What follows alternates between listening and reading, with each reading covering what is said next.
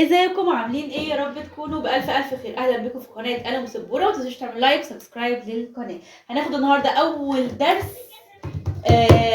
في سنة رابعة، رياضة سنة رابعة. طيب، هنتكلم عن الكسر الاعتيادي. الكسور أصلا يعني ايه كسور؟ أي حاجة تتكون من بسط ومقام اسمه كسر اعتيادي.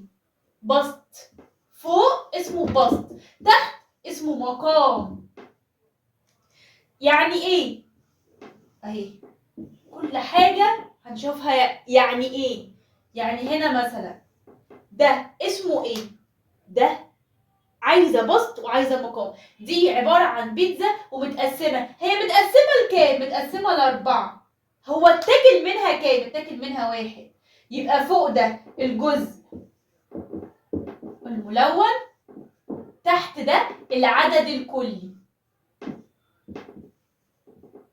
العدد الكلي اللي هو الملون واللي مش ملون.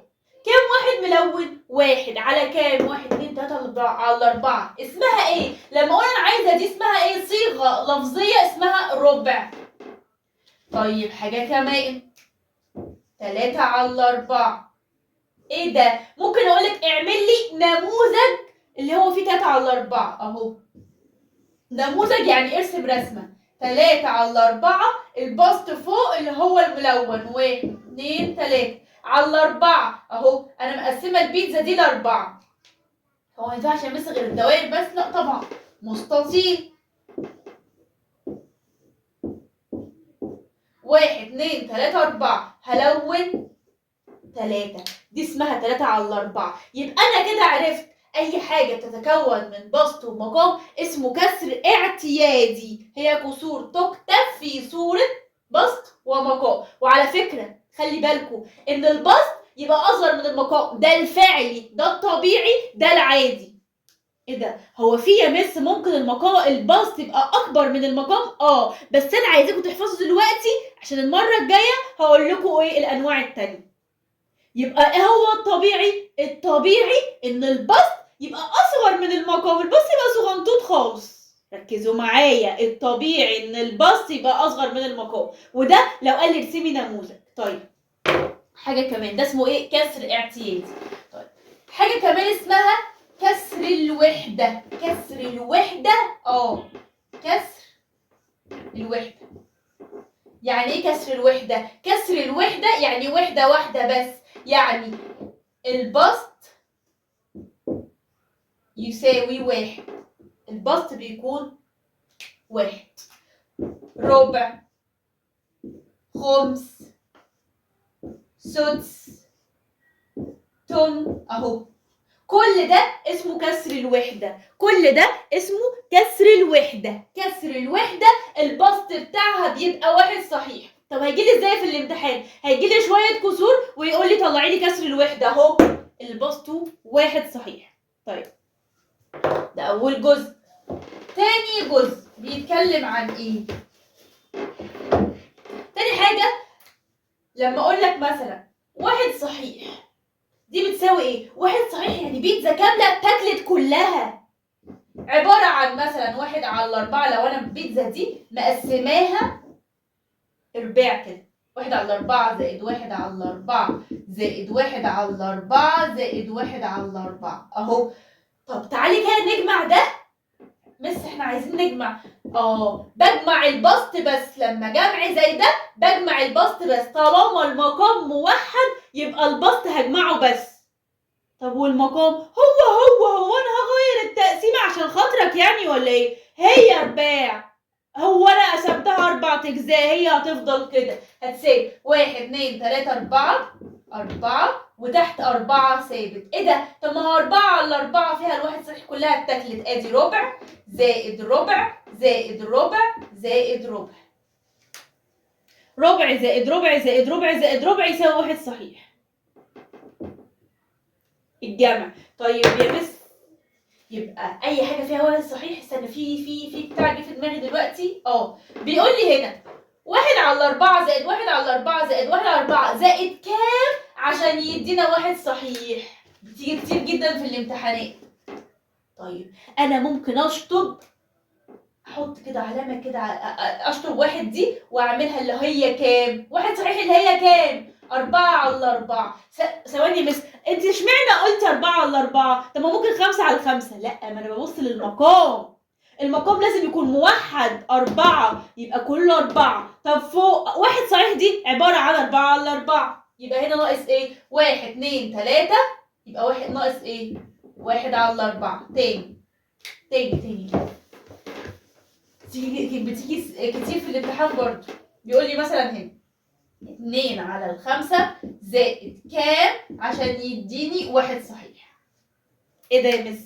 اعمل ايه؟ طيب الواحد الصحيح ده انا قلت لكم واحد صحيح يعني المقام زي البسط، البسط زي المقام.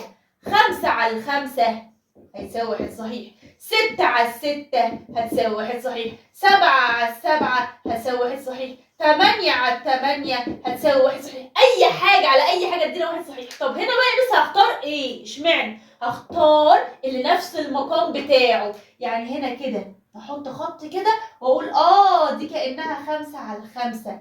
2/5 زائد كام عشان يديني 5/5؟ المقام ثابت 5. 5 2 زائد كام عشان يديني 5 بعد الاتنين؟ 3 4 5 3. فعلا دول هتساوي دي اسمها معادلة. أي معادلة هيقول لي مثلا اكتبي لي معادلة، هقول لكم دلوقتي هو يعني إيه معادلة؟ أي حاجة قبل يساوي اللي بعد يساوي. يعني إيه؟ الترم الأولاني لما قال إيه؟ مثلا A في مثلا 8 يساوي 56، دي اسمها إيه؟ معادلة. لو كام في 8 يديني 56 اللي هي 7. المعادلة يبقى ضرب، قسمة، زائد، ناقص، أي حاجة. مثلا يقول لي أنا عايز المعادلة بتاع دي، هتيجي المعادلة ده فيها كذا سؤال. يقول لي مثلا 7/8 اعملها لي، أنا عايز معادلة ليها. يعني إيه؟ طب ماشي هعمل إيه؟ يعني كام زائد كام يديني 7/8؟ براحتك. والله لو قال لي كسر اعتيادي اهو مثلا 3/8 زائد 4/8 هيساوي 7/8، دي اسمها ايه؟ معادلة.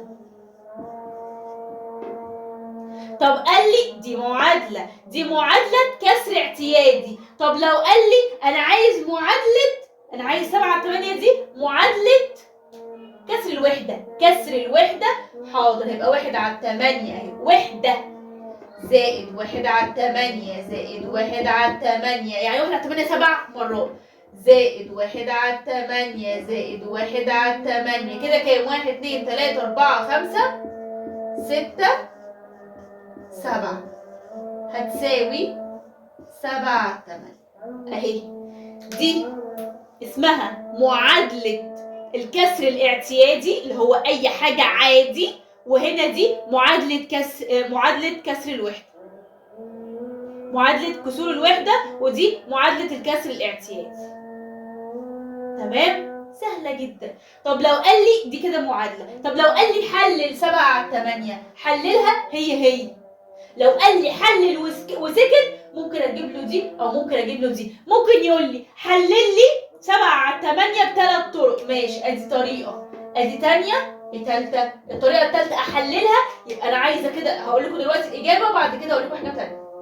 7/8 عبارة عن مثلا 1/8 زائد 6/8 هيساوي 7/8 اهو. ب3 طرق حللناها، ب3 طرق عملنا معادلات ب3 طرق. فاهمين كده؟ طيب عايزه اقول لكم بقى حاجه، ان كلمه حلل هي كلمه اكتب المعادله. اكتبوا ورايا بسرعه. حلل هي لو قال لي اكتب معادله. لو قال لي حلل هي لو قال لي اكتب معادله. خلاص، اخر حاجه في الدرس ده وعايزه اقولها لكم، لو قال لي عدد كسور الوحده التي تكون 4 على 8 عددهم كام؟ كنت بدي درس، راحت لقيتها واحده تقول لي ايه 4 يا مس، احنا هنبص للبسط على طول. لا، ما احنا بنفهم، ايوه هي 4 صح، بس هو ده هنبص للبسط على طول؟ لا، نفهم عدد كسور الوحده. انا قلت لكم كسر الوحده يعني ايه؟ واحد على كذا، واحد على واحد هيبقى 1 على 8. اشمعنى 8؟ عشان المقام ثابت هيبقى 8. عددهم كام بقى؟ يعني 4 على 8 دي عبارة عن ايه؟ عبارة عن 1 على 8 زائد 1 على 8 زائد 1 على 8 زائد 1 على 8 يساوي كام؟ 1 2 3 4. يعني 1 على 8 4 مرات. عشان كده بيقول لي عدد كسور الوحدة. عدد كسور الوحدة يعني 1 على 8 كم مرة عشان يديني 4 على 8؟ 1 2 3 4 يعني 4 مرات. لو قال لي عدد كسور الوحدة دي 4. عدد كسور الوحدة التي تكون 3 على 5 3. عدد كسور الوحدة اللي بتكون 4 على 7 4. تمام؟ تمام. حاجة كمان، آخر حاجة، لما يجيب لي مثلا ايه خط اعداد. حاجتين لما يجيب لي برضو هي خط اعداد ويقول لي هنا طبعا الكسر العادي الفعلي اللي هو الاعتيادي الصح بيتكون بين الصفر والواحد. مثلا عايز اعمل 3 على 4 اهو، هيبقى 1 على 4 2 على 4 3 على 4 ودي 4 على 4. هو ما قاليش كده، امال قال لي ايه؟ قال لي مثلا ده ايه. هي ايه دي؟ عدد كسور الوحده اللي هي بتاع حرف الاي، عددهم كام؟ عددهم 3. يعني لو جات لي خط الاعداد ما تخضش، خط الاعداد بين الكسور اللي هي الطبيعيه اللي هي العاديه بتتراوح بين الصفر والواحد الصحيح، بين الصفر والواحد الصحيح. ماشي. اخر حاجه بيقول لي هنا ايه؟ واحده اسمها مريم عايزه تعمل تورته ليها. ماشي يا مريم، ايوه عايزه ايه يعني؟